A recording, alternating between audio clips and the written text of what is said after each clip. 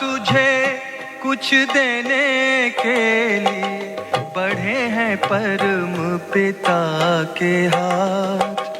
भर ले झोली तू रत्नों से, भर ले झोली तू रत्नों से, सदा रहे ये तेरे साथ। आज तुझे कुछ देने के लिए बढ़े हैं परम पिता के हाथ।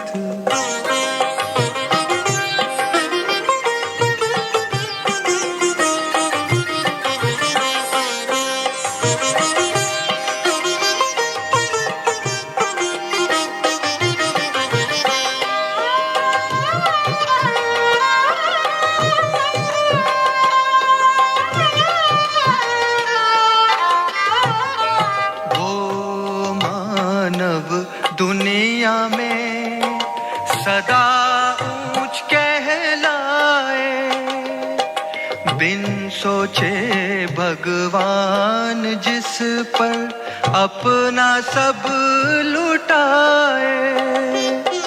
लेता चल लुटाता चल, लेता चल लुटाता चल, बढ़े खजाना दिन और रात। आज तुझे कुछ देने के लिए बढ़े हैं परम पिता के हाथ।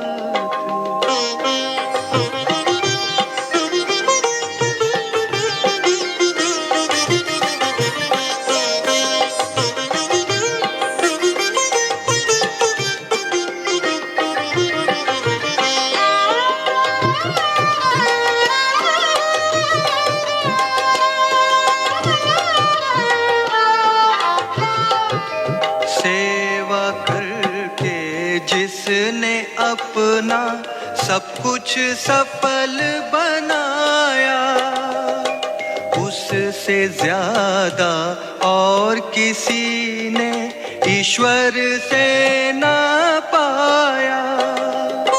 देते समय दाता न पूछे, देते समय दाता न पूछे, कभी किसी की जात और पात। आज तुझे कुछ देने के लिए बढ़े हैं परम पिता के हाथ। भर ले झोली तू रत्नों से, भर ले झोली तू रत्नों से, सदा रहे ये तेरे साथ। आज तुझे कुछ देने के लिए बढ़े हैं परम पिता के हाथ।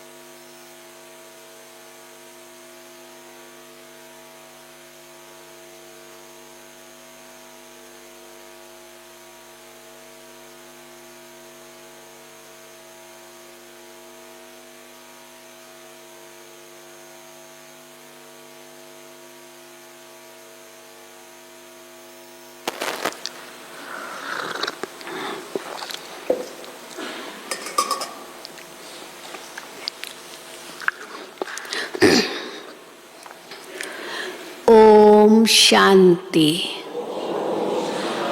ओम शांति। कल बाबा ने हम बच्चों को जिए दान देना है सबको, ये बताया। जीवन दान देना है। कौन सा जीवन? ये आध्यात्मिक ज्ञान देकर उनको जगाना है, ये नया जीवन देना है। तो आज बाबा ने बताया कि कैसे जीवन दान देना है, कैसे उनको ज्ञान देना है। आज बाबा ने वो सिखाया है। उसके लिए तो पहले विचार सागर मंथन करना चाहिए। ऐसे नहीं सबको एक जैसा ही बताना है, व्यक्ति व्यक्ति को देखकर बताना है। पहले उनसे फॉर्म भरवाना है, फिर उस अनुसार उनको समझाना है। तो बाबा कहते उसके लिए विचार सागर मंथन करना है, फिर उस अनुसार भाषण करना है। तो आज बाबा ने विचार सागर मंथन करना भी सिखाया है और उस अनुसार कैसे भाषण करना है, कैसे औरों को समझाना है, औरों को ज्ञान देना है, वो बताया। सारी मुरली इसी पर है। तो सुनेंगे बाबा के महावाक्य। आज 18/3/2023 है। मीठे बच्चे,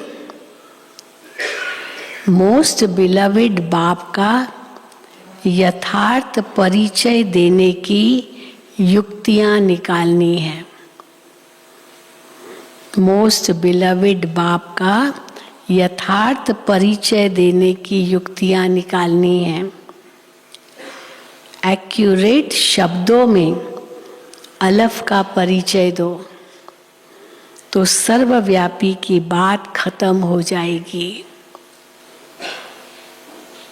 एक्यूरेट शब्दों में अलफ का परिचय दो तो सर्वव्यापी की बात खत्म हो जाएगी। वो बहस करते ना सर्वव्यापी पर, परंतु आप अगर अलफ का ज्ञान, शिव बाबा का ज्ञान उनको एक्यूरेट दो तो फिर सर्वव्यापी पर आर्ग्यू नहीं करेंगे, तो सर्वव्यापी की बात खत्म हो जाएगी। प्रश्न है, अविनाशी ज्ञान रत्न चुगने वाले बच्चों का फर्ज क्या है? हम तो रोज सुबह सुबह बाबा की मुरली सुनते हैं, तो जैसे ये अविनाशी ज्ञान रत्न चुगते हैं ना, जैसे पक्षी दाना चुगता है, तो ये ज्ञान रत्न हम ज्ञान पक्षी चुगते हैं। तो बाबा कहते हैं अविनाशी ज्ञान रत्न चुगने वाले बच्चों का फर्ज क्या है? उत्तर, ज्ञान की हर बात पर अच्छी रीति विचार सागर मंथन कर एक बाप की सबको सही पहचान देना, ये है हमारा फर्ज। जो खुद ज्ञान रत्न चुगते हैं, अपने अंदर भरते हैं, धारण करते हैं, तो क्या फर्ज बनता हमारा? ज्ञान की हर बात पर अच्छी रीति विचार सागर मंथन कर एक बाप की सबको सही पहचान देना। पुण्य आत्मा बनाने वाले के साथ पाप आत्मा किसने बनाया ये भी समझ देना। आज बाबा ने कहा सुख देने वाला भगवान है, तो फिर दुख देने वाला भी कोई होगा। पुण्य आत्मा बनाने वाला कोई है तो पापात्मा बनाने वाला भी कोई होगा, है ना। पावन बनाने वाला है तो पतित बनाने वाला भी कोई होगा। तो फिर कॉन्ट्रास्ट बता करके फिर बाप का परिचय देना, फिर रावण का भी परिचय देना। तो बाबा कहते हैं पुण्य आत्मा बनाने वाले के साथ साथ पाप आत्मा किसने बनाया ये समझ देना तुम बच्चों का फर्ज है। सबको रावण के बेर चुगने से बचाए ज्ञान रत्न चुगाने। अभी दुनिया क्या कर रही है? रावण के बेर चुग रही है। रावण उसको बहुत मीठे मीठे बेर देता है, वो ही चुग रही है, समझते बस यही हमारा भोजन है। परंतु बाबा तो ज्ञान रत्न देते हैं जो अमूल्य है, जो साथ चलेंगे, वो तो बस चुगे और खत्म। रावण ने जो दिए, तो सबको रावण के बेर चुगने से बचाए ज्ञान रत्न चुगाने हैं। सर्विस की भिन्न भिन्न युक्तियां निकालनी हैं। सर्विस में बिजी रहने से ही अपार खुशी रहेगी। गीत है, प्रीतम आन मिलो, दुखिया जिया बुलाए, प्रीतम आन मिलो। ओम शांति। बाप परम पिता को हमेशा रचयिता कहा जाता है। मनुष्य कह देते हैं ये पशु पक्षी आदि सारी रचना वो रचते हैं। रचयिता है तो इस दुनिया में जो कुछ भी है सब वही रचता है। परंतु समझाना चाहिए कि पहले पहले तो मनुष्य की बात तो समझो, और पशु को कैसे रचा, पक्षी को कैसे रचा, ये कैसे रचा, पहले मनुष्य की तो बात समझो। परम पिता जो रचयिता है वो मनुष्य सृष्टि कैसे रचते हैं, ये बात समझानी है। मनुष्य ही उनको बाप कहकर बुलाते हैं क्योंकि दुखी है। जानवर पक्षी तो ही बुलाते हैं, दुखी होते हैं वो भी, लेकिन मनुष्य दुखी है इसीलिए वो दुखी है। मनुष्य सुखी हो जाए तो वो भी सुखी हो जाए, पर बुलाते तो केवल मनुष्य ही है ना भगवान को। मनुष्य ही उनको बाप के बुलाते हैं क्योंकि दुखी है। सभी उस एक रचयिता को याद करते हैं। तो पहले पहले ये समझाना है कि मनुष्य सृष्टि का रचयिता कौन है। अब कैसे समझाओ और उसके लिए कैसे विचार सागर मंथन करो। पहले पहले क्या समझाना है, मनुष्य सृष्टि का रचयिता कौन है। वो रचयिता ही सबका बाप ठहरा। रचयिता माना वो बाप ठहरा। पहले पहले बाप का परिचय देना है। आत्मा को न अपना न बाप का परिचय है। अगर अहम आत्मा का परिचय हो तो समझे कि हम किसकी संतान हैं। आत्मा का ही ज्ञान नहीं है तो परमात्मा का ज्ञान कहाँ से आएगा। अगर ये उनको समझ हो कि हम आत्मा है तो परमात्मा का भी ज्ञान होगा कि हम किसकी संतान हैं। हम परम पिता परमात्मा की संतान है। वो बाप रचयिता है तो जरूर पहले पहले मनुष्य सृष्टि रचते होंगे। वो नई दुनिया अथवा स्वर्ग होगी। जो मनुष्य सृष्टि वो रचते हैं जरूर वो नई दुनिया होगी, स्वर्ग होगा वो स्वर्ग होगी नई दुनिया। बाप जरूर स्वर्ग ही रचेंगे। बाप दुख के लिए रचना रचे ये तो हो नहीं सकता है। कोई भी माता पिता अपने बच्चों को दुख देने लिए थोड़ी पैदा करते, सुख देने लिए पैदा करते हैं। तो बाप दुख देने के लिए रचना रचे ये तो हो नहीं सकता। जबकि हम उस बाप के बच्चे हैं। जो बाप स्वर्ग रचता है तो हम भी वहाँ होने चाहिए।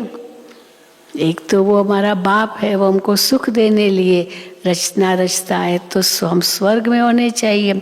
फिर बाबा कहते हैं अगर वो बाप स्वर्ग रचता है, बाप दुख के लिए तो रचना नहीं रचते। तो जबकि हम उस एक बाप के बच्चे हैं जो बाप स्वर्ग रचता है तो हम भी वहाँ होने चाहिए। या तो स्वर्ग में होने चाहिए जो बाप रचता है, या फिर कहाँ होने चाहिए, या तो बाप के साथ परम धाम में होने चाहिए। बच्चे अपने बाप के साथ रहते हैं। बाप तो स्वर्ग में नहीं आता है लेकिन परम धाम में तो बच्चे साथ रहते हैं ना। तो हम या तो परम धाम में बाबा के साथ होने चाहिए या तो हम स्वर्ग में होने चाहिए जो बाप नई दुनिया रचते हैं। तो जो बाप स्वर्ग रचता है तो हम भी वहाँ होने चाहिए स्वर्ग में, या परम धाम में होने चाहिए बाप के साथ जहाँ वो रहता है। परंतु हमको यहाँ पाठ बजाने आना पड़ता है। ये है विचार सागर मंथन करने की युक्तियाँ, है ना। कोई कहे कि अच्छा अगर हम बाप के साथ है वहाँ तो क्यों हमको स्वर्ग रचता, जरूरत ही क्या है, बस बाप के साथ ही वहाँ रहे। लेकिन नहीं, आत्माओं को पाठ बजाने आना भी पड़ता है। हाँ, ये उनके अंदर कर्म करने का संस्कार भी नूंद है आत्मा में, तो कर्म करने का संस्कार है वो तो फिर से सृष्टि पर ही कर्म होंगे, तो यहाँ भी जरूर आना पड़े। परंतु हमको यहाँ पाठ बजाने आना पड़ता है। अब ये है विचार सागर मंथन करने की युक्तियाँ।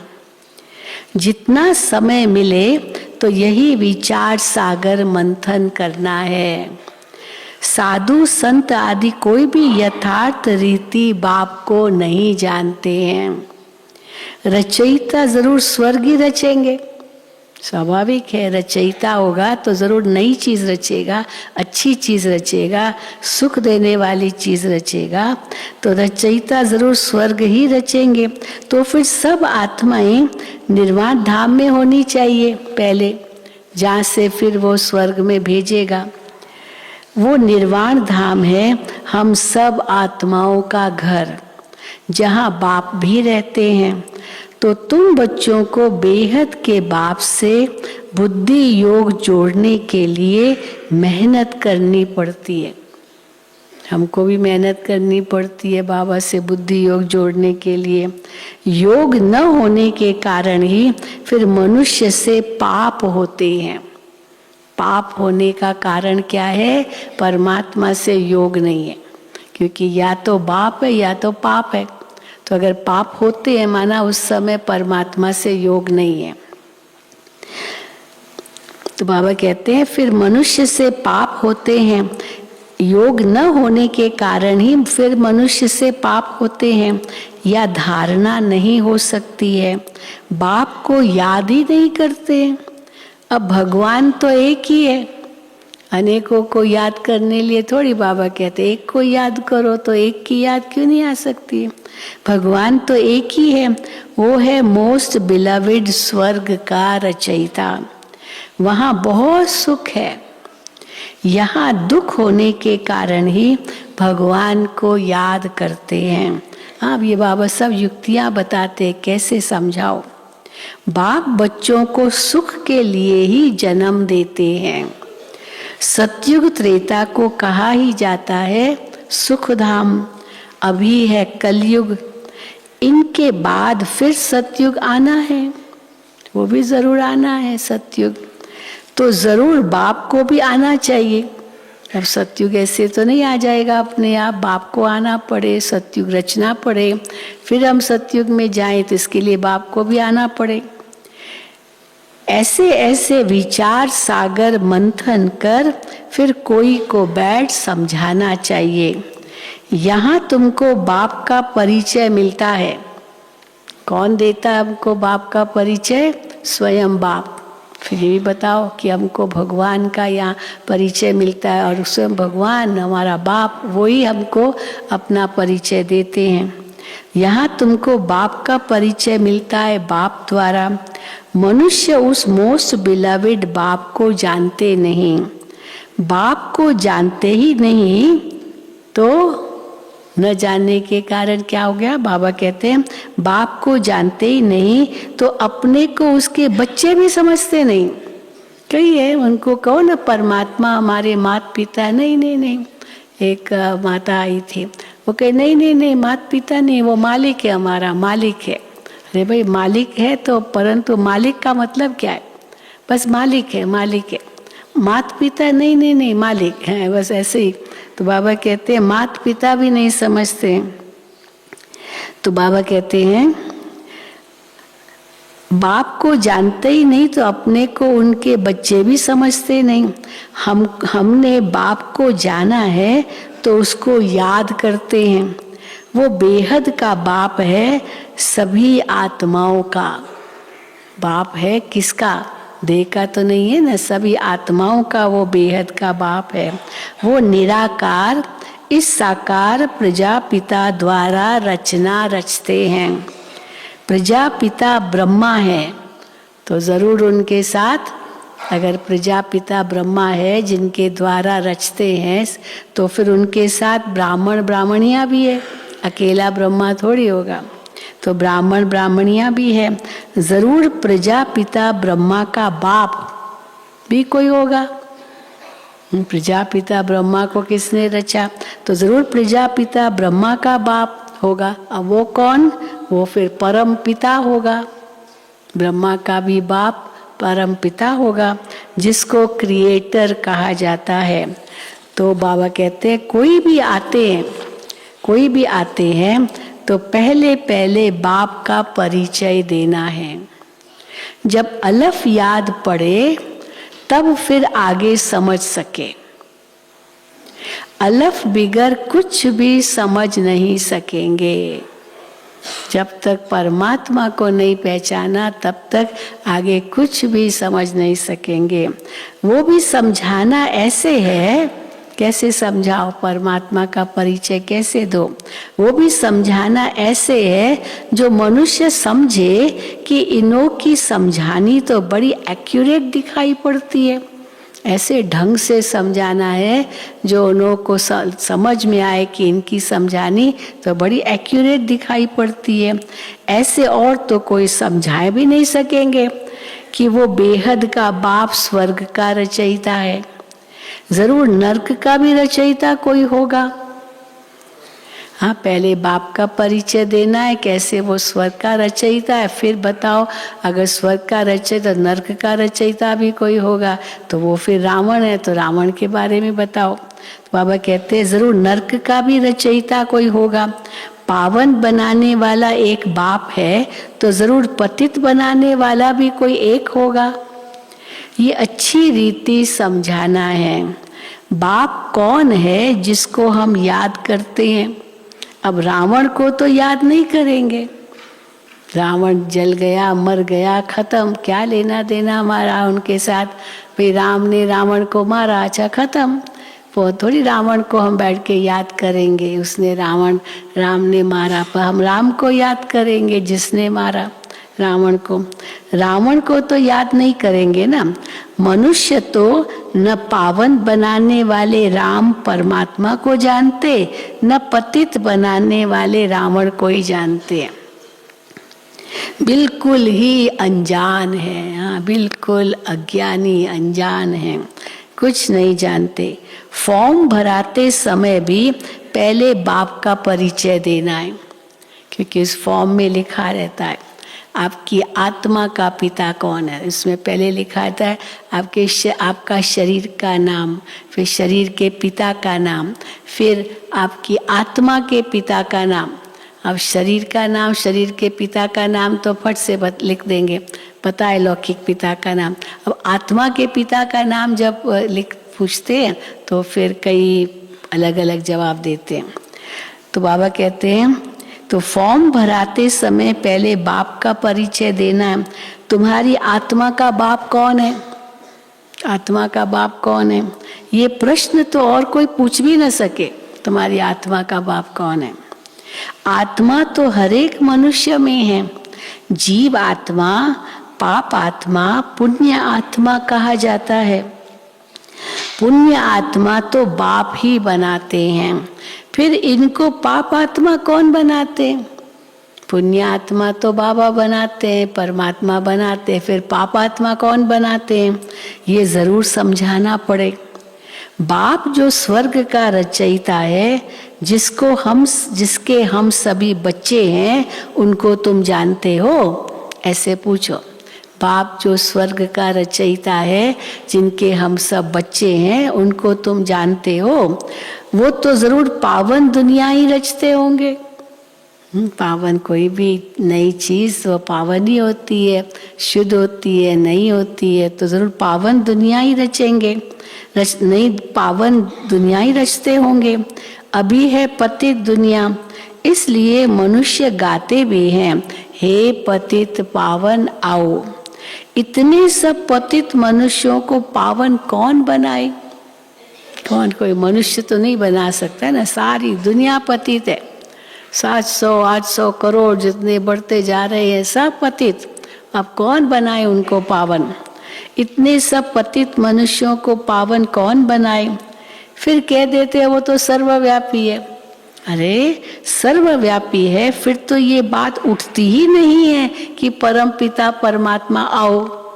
फिर बुलाने की तो दरकार ही नहीं है, अगर वो है ही सर्वव्यापी। तो सर्वव्यापी है, फिर तो याद करने की भी दरकार नहीं, न याद करने की दरकार, न बुलाने की दरकार। वो सर्वव्यापी है तो है ही है यहाँ। अभी हम आपको बहुत अच्छी राय देते हैं, अगर वो ऐसे आर्ग्यू करे ना, वो तो सर्वव्यापी है, फिर तो कहो इनको तो फिर न आने की ज़रूरत, न कोई न पावन बनाने की ज़रूरत, न हमको पुकारने की ज़रूरत। तो बाबा कहते हैं उनको कहो कि हम आपको बहुत अच्छी राय देते हैं। अभी क्या राय देते हैं फिर वो बताओ। ब्रह्मा की राय तो मशहूर है ना, हम ब्रह्मा कुमार कुमारियाँ हैं, तो ब्रह्मा के भी बच्चे हैं और ब्रह्मा की राय भी बहुत मशहूर है। हम ब्रह्मा मुख वंशावली ब्राह्मण ब्राह्मणियाँ हैं। ब्रह्मा को भी राय देने वाला जरूर कोई ऊंच होगा। ब्रह्मा वलद परम पिता परमात्मा शिव, वलद माना केयर ऑफ।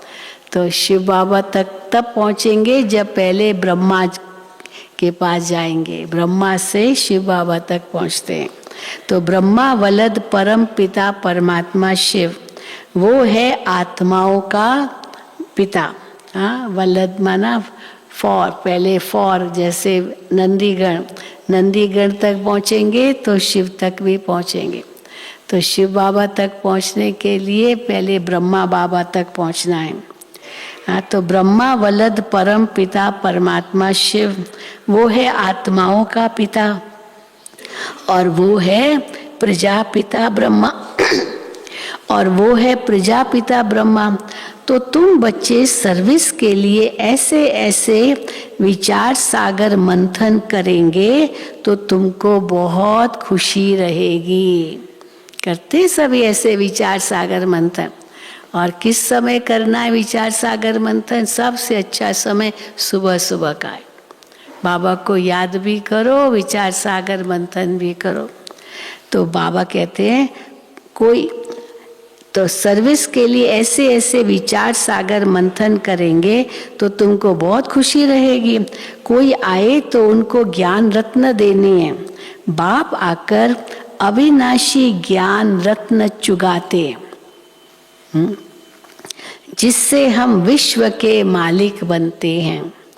फिर रावण आकर बेर चुगाते हैं। रावण क्या देगा, बेर है उसके पास, रत्न तो है नहीं। फिर रावण आकर बेर चुगाते हैं। शिव का चित्र, देवताओं के चित्र सब पत्थर के ही है।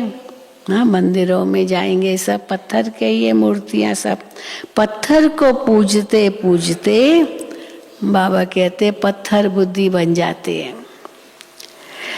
पत्थर को पूजते पूजते पूजते पत्थर बुद्धि बन जाते हैं। शिव का भी पत्थर का चित्र है।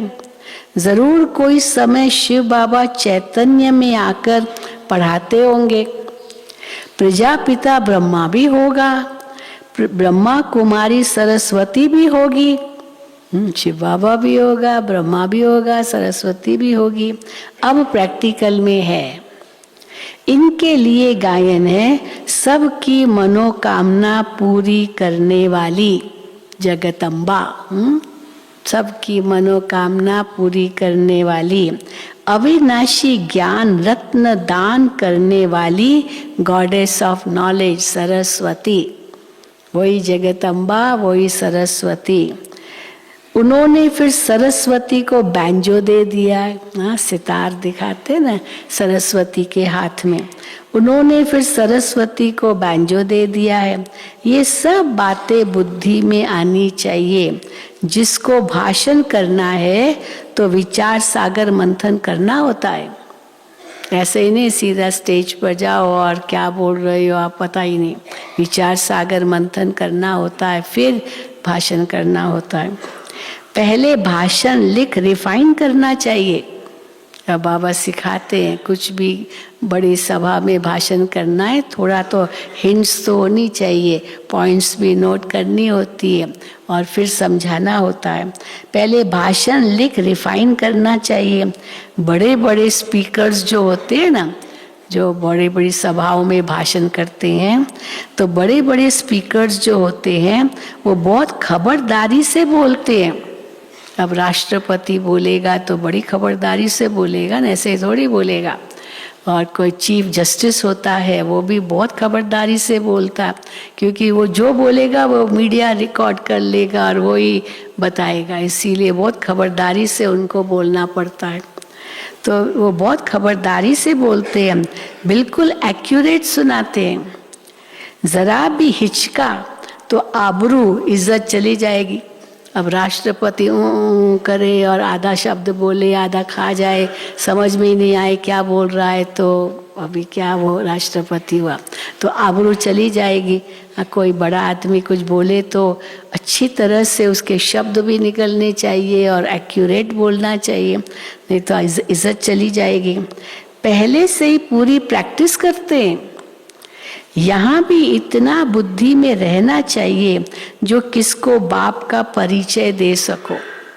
बाबा की मुरली भी जब सुनाते हैं, हाँ, तो हमारी दादी जी तो कितनी बार पढ़ती थी, जब देखो दादी जी मुरली पढ़ रही, चाहे शाम को जाओ, रात को जाओ, सुबह जाओ, बाबा की मुरली पहले पढ़ती थी, फिर क्लास में आते। हम लोग भी ऐसा ही करते, ऐसे नहीं बस सीधा मुरली उठाई और सुनानी शुरू कर दी, नहीं, पहले उसकी स्टडी चाहिए। तो बाबा कहते हैं यहाँ भी इतना बुद्धि में रहना चाहिए जो किसको बाप का परिचय दे सको। सर्विस करनी है। विकारी गुरुओं की जंजीरों में बहुत फंसे हुए हैं।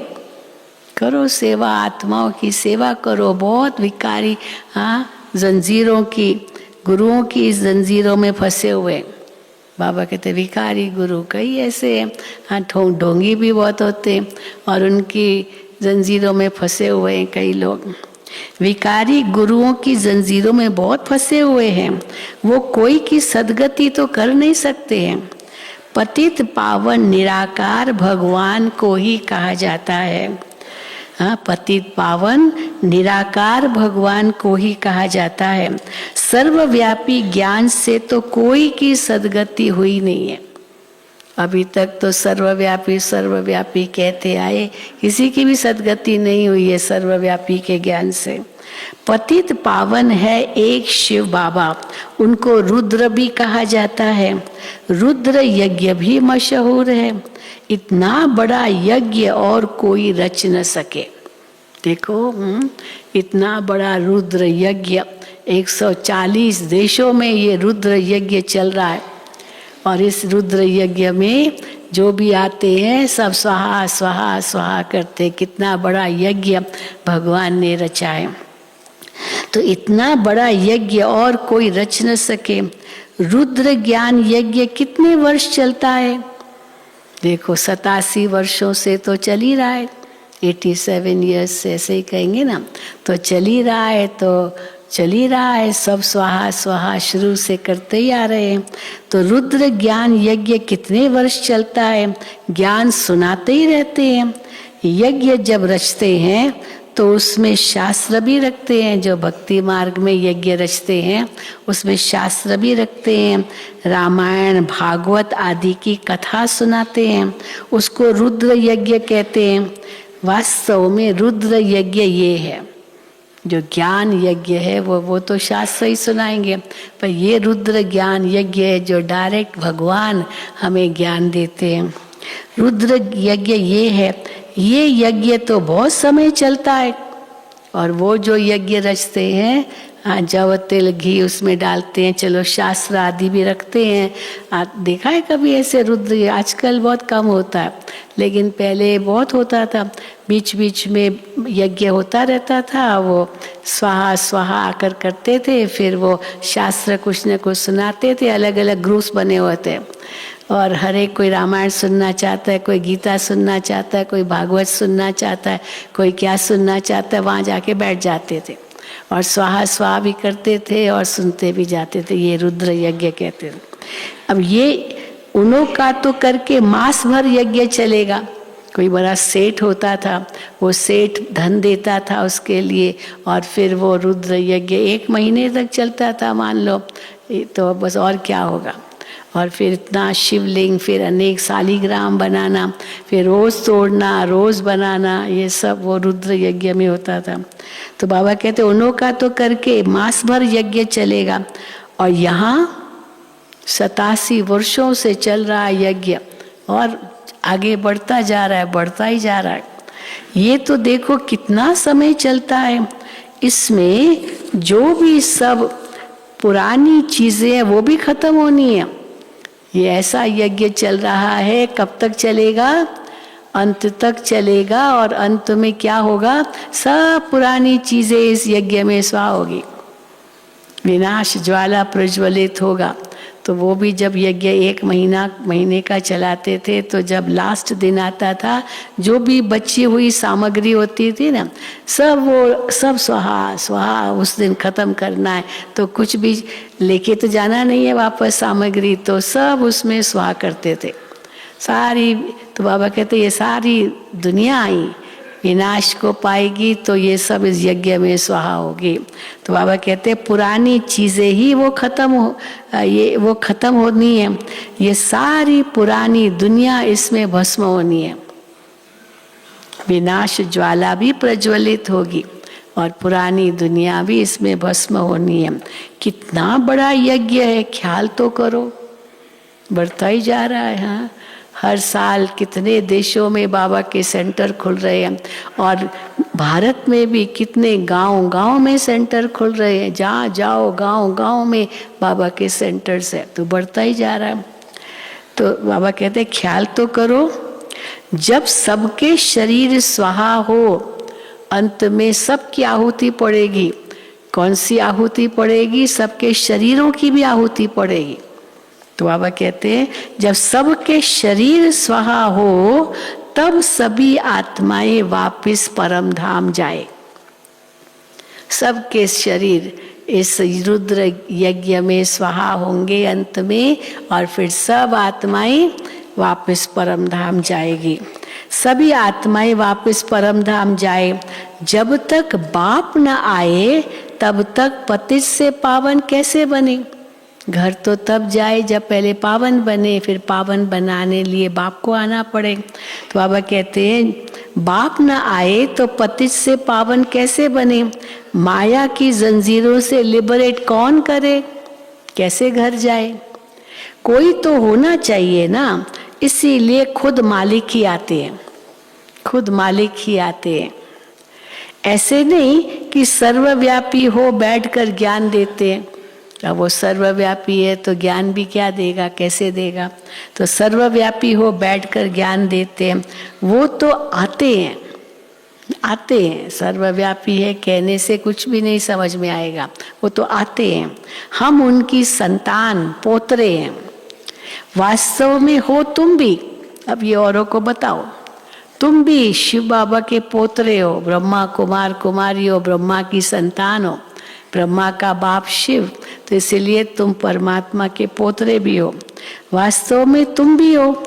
अब वो बाप आया हुआ है, अपना परिचय दे रहे हैं, स्वर्ग की स्थापना हो रही है। हम है राजयोग ऋषि और वो है हठ योग ऋषि। जो भी ऋषि होते हैं ना, वो हठ योगी तो बहुत होते हैं ना, तो साधु महात्माएं हठ योगी बहुत होते हैं। तो वो है हठ योग ऋषि। इस पर शायद एक कहानी भी सुनाते हैं। बाबा को याद आ गई कोई कहानी। क्या कहानी है? वो है एक कहानी भी सुनाते हैं कि फलाने ऋषि का वजन भारी है या राज ऋषि का वजन भारी है। एक तरफ राज ऋषि, दूसरे तरफ में ब्रह्म ऋषि, ये सब कई ऋषि बताते, अलग अलग ऋषियों में भी कैटेगरीज है। और राज ऋषि, तो एक तरफ राज ऋषि और दूसरे तरफ और सब ऋषि। तो राज ऋषि भारी है और वो जो दूसरे ऋषि है उसकी भेंट में राज ऋषि भारी है। तो सुनाते हैं कि फलाने ऋषि का वजन भारी है या राज ऋषि का वजन भारी है। वो है सब भक्ति मार्ग की बातें और ये है ज्ञान मार्ग की बातें। भक्ति और ज्ञान के तराजू की भी कुछ कथा है। भक्ति और ज्ञान के तराजू की भी कुछ कथा है। एक तरफ है सब भक्ति के शास्त्र और दूसरे तरफ है एक ज्ञान की गीता। तो भारी क्या हो जाएगा? अनेक शास्त्र या एक गीता? कौन सा पलड़ा भारी होगा? एक गीता। तो बाबा कहते तो भारी एक गीता हो जाती है। गीता है राज ऋषियों की, हठ योगियों के तो बहुत शास्त्र है। तो गीता है राज ऋषियों की, इसलिए उनका पलड़ा भारी। तो हठ योगियों के तो बहुत शास्त्र है। एक तरफ वो सब डालो और दूसरे तरफ गीता डालो। वास्तव में वो भी कोई हमारी है नहीं। जो भक्ति मार्ग में सुनाते गीता, वो तो भगवान ने कोई उस प्रकार से तो डायरेक्ट वो सुनाई हुई तो है नहीं। वो वास्तव में वो भी कोई हमारी है नहीं। हमारी तो है ही ज्ञान की बात, पुस्तक की तो बात ही नहीं है। बाबा ज्ञान सुना करके पूरा करते, हम सब ग्रहण कर लेते हैं और योगी बन गए, फिर ब्राह्मण से फिर देवता बन जाते हैं, तो फिर तो ज्ञान की दरकार ही नहीं। हमारी तो है ज्ञान की बात। गीता का भगवान आता ही है सदगति करने के लिए। तो बच्चों की बुद्धि में ये सब रहना चाहिए, ये सब रहना चाहिए बच्चों की बुद्धि में। किसका पलड़ा भारी? फिर कोई समझे न समझे, आपकी बुद्धि में होगा, आप समझाएंगे, फिर कोई समझे न समझे, अपना फर्ज है हर एक को समझाना। मौत के समय सभी की आंखें खुलेगी, अभी शायद न भी खुले, लेकिन जब मौत सामने आएगा उस समय बाबा कहते सबकी आंखें खुलेगी। इस ज्ञान यज्ञ से ही यह विनाश ज्वाला निकली है। अब तुम पांडवों का पति है परम पिता परमात्मा। कौन है पांडव पति? परम पिता परमात्मा। पतितों को पावन बनाने वाला एक ही परमात्मा है, न कि श्री कृष्ण। अब वो तो प्रिंस है, श्री कृष्ण तो एक राजकुमार है। उनको कोई गॉड फादर तो नहीं कहेंगे। फादर तब कहा जाता है, परमात्मा को तो फादर कहते हैं, श्री कृष्ण को फादर थोड़ी कहेंगे। फादर तो तब कहा जाता है जब बच्चे पैदा करते, बच्चे पैदा करे तब वो पिता कहलाए। फादर तब कहा जाता है जब बच्चे पैदा करते हैं। अब श्री कृष्ण तो खुद ही बच्चा है, तो उसको फादर कैसे कहा जाए? लॉ नहीं कहता एक बच्चे को पिता कहा जाए। श्री कृष्ण के साथ फिर जोड़ी चाहिए। चलो पिता बनने के लिए भी माता चाहिए, जोड़ी चाहिए, तभी तो बच्चे रचे। तो बाबा कहते हैं श्री कृष्ण के साथ फिर जोड़ी चाहिए, उसकी युगल चाहिए, उनके बच्चे चाहिए, तब वो फादर कहलाए। अब जोड़ी मिल गई पर बच्चे अभी तक हुए नहीं, तब तक भी पिता नहीं कहला सकता। पिता भी तब कहलाए जब बच्चे हो। हाँ, पहले जोड़ी हो फिर बच्चे हो तब पिता कहलाए। अब वो तो फिर गृहस्थी हो गया, गृहस्थी हो गया। यहाँ तो निराकार बाप बैठ ज्ञान देते हैं, वो कभी गृहस्थ में आते ही नहीं है। हाँ, ये देखो कितनी गहरी बात। वो तो कभी गृहस्थ में आते ही नहीं है, फिर भी बाप है। श्री कृष्ण तो जब गृहस्थी बने तब बाप कहलाए, फिर तो नारायण बन जाता है। कृष्ण तो नहीं रहा ना, श्री नारायण उसका नाम पड़ता है। परंतु परमात्मा तो पिता है, और पर वो गृहस्थी कभी नहीं बनता है, माना जैसे मनुष्य गृहस्थी बनते उस प्रकार तो नहीं है। वो कभी गृहस्थ में आते ही नहीं है, सदा पवित्र है। क्योंकि गृहस्थ में आना माना जैसे भिखारी बनना, फिर भिखारी बने तब बच्चे पैदा हुए। तो बाबा कहते गृहस्थ में तो आते ही नहीं, सदा पवित्र है। श्री कृष्ण तो माता के गर्भ से जन्म लेते हैं, तो उनको पतित पावन कैसे कहेंगे? अभी तुम बच्चे जानते हो परम पिता परमात्मा को प्रजापिता ब्रह्मा के तन में ही आना है। प्रजापिता तो जरूर यहाँ ही होना चाहिए ना, इसलिए उनका नाम ब्रह्मा रख कहते हैं। मैं इस साधारण तन में प्रवेश करता हूँ। ये 84 जन्म भोग अभी अंतिम जन्म में है, और वानप्रस्थ अवस्था में पूरा अनुभवी रथ है। बहुत अनुभव किया है ब्रह्मा बाबा ने। अर्जुन के लिए भी कहते हैं ना, बहुत गुरु किए थे। अर्जुन भी अनुभवी था, द्रोणाचार्य, भीष्म पितामह, हाँ जैसे इनके गुरु ही थे, तो गुरु बहुत दिखाते। अर्जुन के लिए भी कहते हैं ना, बहुत गुरु किए थे, शास्त्र आदि पढ़े थे, तो समझाना भी ऐसे चाहिए। प्रजापिता ब्रह्मा का नाम कभी सुना है? ये पूछ सकते हो आप। प्रजापिता ब्रह्मा का नाम कभी सुना है? ब्रह्मा है तो जरूर पहले ब्राह्मण चाहिए, वर्ण भी मुख्य है। ब्राह्मण, फिर देवता, क्षत्रिय, वैश्य, शूद्र, वर्ण भी मुख्य है। चक्र में भी वर्ण दिखाते हैं। ब्राह्मण कुल है सबसे छोटा।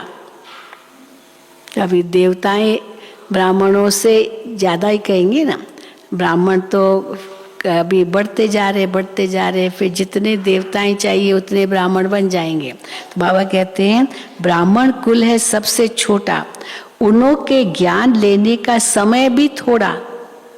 ब्राह्मण बनने का समय संगम युग भी थोड़ा छोटा। चक्र में, हाँ, उन्हों के ज्ञान लेने का समय भी थोड़ा है। कितने थोड़े ब्राह्मण हैं, फिर उनसे जास्ती देवताएं, फिर उनसे जास्ती क्षत्रिय। सत्युग की आबादी और त्रेता की आबादी में भी तो अंतर होगा ना। त्रेता में तो आबादी बढ़ जाएगी, तो देवताओं से ज्यादा क्षत्रिय, फिर क्षत्रियों से ज्यादा फिर वैश्य होंगे, फिर वैश्यों से ज्यादा शूद्र होंगे। संख्या तो दुनिया की बढ़ती जा रही है। तो बाबा कहते हैं फिर उनसे जास्ती देवताएं, उनसे जास्ती क्षत्रिय, उनसे जास्ती वैश्य, फिर उनसे जास्ती शूद्र। तो तुम ब्राह्मण कितने थोड़े हो। इन थोड़ों में भी बहुत थोड़े हैं जिनको सदैव खुशी का पारा चढ़ा रहता है। ब्राह्मण तो सब है, लेकिन खुशी का पारा जिनमें चढ़े वो पक्के ब्राह्मण। बाप ने समझाया है खुशी का पारा चढ़ेगा कब? सारे दिन में सबसे जास्ती खुशी का पारा कब चढ़ सकता है? हाँ, अमृत वेले। अमृत वेले दिन को और रात को वायुमंडल बहुत गंदा रहता है, उस समय याद भी मुश्किल रहती है। अमृत वेले का समय गाया हुआ है, उसी समय सभी आत्माएं थक कर शरीर से डिटैच होकर सो जाती है। भोगी जब सोते हैं तब योगी जागते हैं। भोगी कब सोएंगे? रात को देर से 2 बजे, 3 बजे, 4 बजे तक जागते रहते, 4 बजे जाकर के सोएंगे। और योगी तो अमृत वेले आए, उनके लिए वो तो सब उस समय उठते हैं। तो बाबा कहते हैं उसी समय सब आत्माएं थक कर शरीर से डिटैच होकर सो जाती है। अब वो है शुभ मुहूर्त, वो है शुभ मुहूर्त। अमृत वेला सबसे शुभ मुहूर्त है। यूं तो बाप की याद चलते फिरते दिल में रहनी चाहिए। केवल अमृत वेले नहीं, याद हो, याद तो दिन भर चाहिए, चलते फिरते भी। यूं तो बाप की याद चलते फिरते दिल में रहनी चाहिए, बाकी हठ से एक जगह बैठ याद करेंगे तो ठहरेगी नहीं। हठ से नहीं, ऐसे घंटों घंटों ऐसे बैठ जाना तो याद ठहरेगी नहीं। ऋषि मुनि भक्त लोग भी अमृत वेले उठ कीर्तन आदि करते हैं, क्योंकि उस समय शुद्ध वातावरण, हाँ, वायुमंडल रहता है। तो कोई भी आए उनको समझाना है कि हम पढ़ रहे हैं। इसमें कोई अंधश्रद्धा की तो बात ही नहीं है। पढ़ाई में अंधश्रद्धा नहीं होती, क्योंकि लक्ष्य होता है। ऐसे ही नहीं बस सुन रहे हैं तो अंधश्रद्धा ठीक है। सतवचन महाराज, ये पढ़ाई, इसमें लक्ष्य, हम कुछ बनने वाले हैं। इसमें कोई अंधश्रद्धा की तो बात ही नहीं है। निराकार बाप टीचर के रूप से हमको सहज राजयोग सिखला रहे हैं। तो मनुष्य आश्चर्य खाएंगे कि इन्हों को निराकार कैसे पढ़ाते होंगे। अब वो निराकार है, कैसे पढ़ते होंगे उनसे। भगवानु वाच भी बरोबर है, तो भगवान ने वाच किया है, माना बोला है, शब्द उच्चारण किए हैं, इसीलिए भगवानु वाच कहते हैं। तो भगवानु वाच भी बरोबर है, तो जरूर शरीर में आकर राजयोग सिखाया होगा। कैसे वाच किया होगा, कैसे बोला होगा, तो शरीर ही में मुख है तब बोला होगा। कोई शरीर का लोन लिया होगा उसके लिए। बिना शरीर का लोन लिया, अपना शरीर तो है नहीं, वो तो निराकार है, तो शरीर का लोन लिया होगा।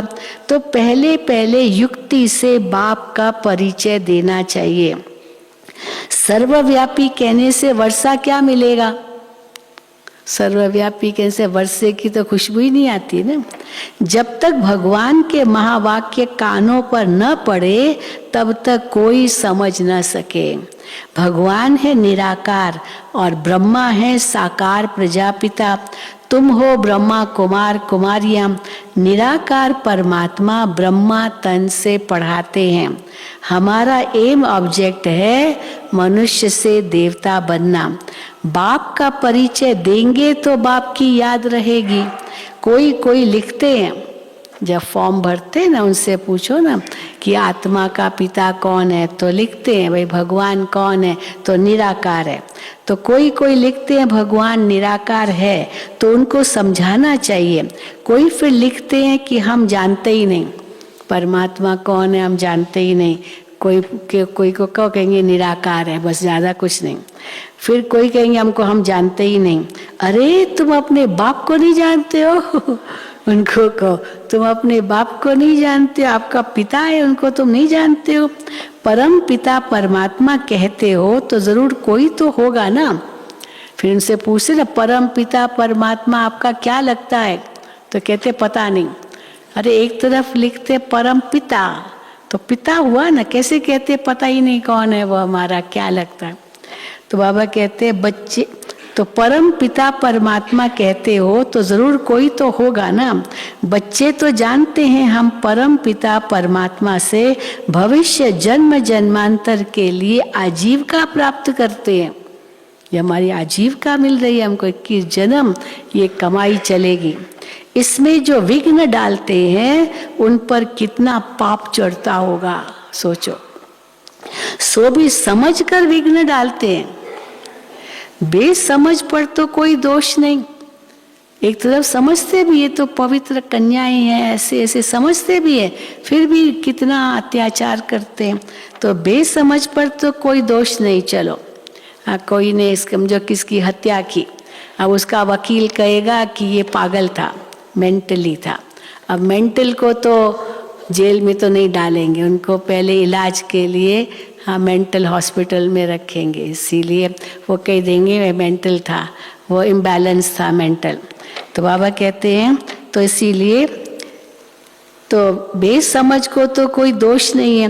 वो अब तो सारी दुनिया बेसमझ है, तो क्या दोष रखेंगे। एक गुना ही पाप है चढ़ेगा उन पर, परंतु जो भगवान के बनते हैं इतनी समझ मिलती है, वो भी अगर पाप करेंगे तो 100 गुना सजा।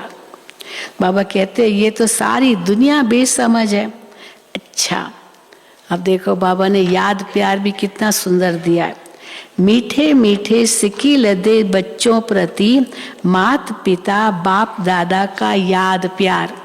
अब इस वाक्य का अर्थ बाबा बताते हैं। इसके एक एक अक्षर का अर्थ तुम बच्चे जानते हो। पहले मात पिता, फिर बाप दादा। मात पिता उनको कहा जाता है जो स्वर्ग का मालिक बनाते हैं। फिर ये हो गई बाप दादा, मात पिता वो जो स्वर्ग का मालिक बनाते। फिर ये हो गई बाप दादा। फिर कहते जगदम्बा। ये बड़ी गुह्य बातें हैं। सबसे गुह्य पहेली ये है जिसको समझने से मनुष्य को बहुत फायदा हो जाएगा। मात पिता कौन, बाप दादा कौन, अम्बा कौन, माँ कौन। फिर कहते जिसको समझने से मनुष्य को बहुत फायदा हो जाए। फिर कहते हैं सिक्की लदे, मीठे मीठे सिक्की लदे। तो सिक्की लदे ये दूसरी पहेली कि सिक्की लदे क्यों कहते हैं बच्चों को बाबा। फिर कहते हैं ब्राह्मण कुल भूषण। अब उसका अर्थ क्या है, ब्राह्मण कुल भूषण। फिर कहते हैं स्वदर्शन चक्रधारी, ये सब याद प्यार में आता है। स्वदर्शन चक्रधारी, अब ये भी नई पहेली है। स्वदर्शन किसको कहेंगे, सिक्की लदे किसको कहेंगे, मात पिता किसको कहेंगे, बाप दादा किसको कहेंगे। फिर कहते तो ये भी नई पहेली है। तो एक एक बात में पहेली है। पहेली माना रिडल, वो तो उसका हल चाहिए, उसका अर्थ चाहिए, एक एक शब्द में अर्थ चाहिए। एक एक बात में पहेली है। अच्छा, फिर बाबा ने कहा, स्वदर्शन चक्रधारी नूरे रत्नों प्रति याद प्यार और गुड मॉर्निंग। रूहानी बाप की रूहानी बच्चों को नमस्ते। हम रूहानी बच्चों की रूहानी बाप दादा को याद प्यार, गुड मॉर्निंग और नमस्ते। धारणा के लिए मुख्य सार, पहला, अमृत वेले के शुभ मुहूर्त में बाप को बहुत प्यार से याद कर खुशी का पारा चढ़ाना है। चलते फिरते भी याद का अभ्यास करना है। दूसरा, पाप कर्मों से बचने व ज्ञान की अच्छी धारणा के लिए एक बाप से बुद्धि योग जोड़ने की मेहनत करनी है। वरदान, बिंदु रूप में स्थित रहे सार युक्त योग युक्त युक्ति युक्त स्वरूप का अनुभव करने वाले सदा समर्थ भव। बिंदु रूप में स्थित रहे सार युक्त योग युक्त युक्ति युक्त स्वरूप का अनुभव करने वाले सदा समर्थ भव। क्वेश्चन मार्क के टेढ़े रास्ते पर जाने की बजाय, क्वेश्चन मार्क ऐसे, ये टेढ़े रास्ते पर जाने की बजाय बिंदी लगाओ, बिंदु रूप में स्थित हो जाओ तो सार युक्त योग युक्त युक्ति युक्त स्वरूप का अनुभव करेंगे। स्मृति, बोल और कर्म सब समर्थ हो जाएगा। बिना बिंदु बने विस्तार में गए तो क्यों क्या के व्यर्थ बोल और कर्म में समय और शक्तियां व्यर्थ गंवा देंगे, क्योंकि जंगल से निकलना पड़ेगा। क्यों क्या ये सब जंगल के रास्ते, तो जंगल में चले गए, अभी उसमें से निकलना कितना मुश्किल, तो जंगल से निकलना पड़ेगा। इसलिए बिंदु रूप में स्थित रहे सर्व कर्म इंद्रियों को ऑर्डर प्रमाण चलाओ। स्लोगन, बाबा शब्द की डायमंड चाबी साथ रहे। बाबा, ये डायमंड चाबी है। बाबा शब्द की डायमंड चाबी साथ रहे तो सर्व खजानों की अनुभूति होती रहेगी। बाबा कहा, खजाना खुल गया और सब खजानों की अनुभूति होती रहेगी। अच्छा, ओम शांति, ओम शांति, ओम शांति। कल से तो कल शाम से आप सभी सुनते ही होंगे, बहुत कुछ न्यूज़ भी आ गई है। हमारी मलाड सेवा केंद्र की कुंती बहन, जिन्होंने कल शाम को 5:50 शरीर त्याग किया मलाड में ही, तो उनके बारे में आपको सुनाते हैं। बहुत ही प्यारी बाबा की बच्ची थी, बहुत सेवाधारी थी, तो उसके बारे में आपको सुनाते हैं। फिर हम सब 3 मिनट उनको श्रद्धांजलि देंगे, योगदान देंगे।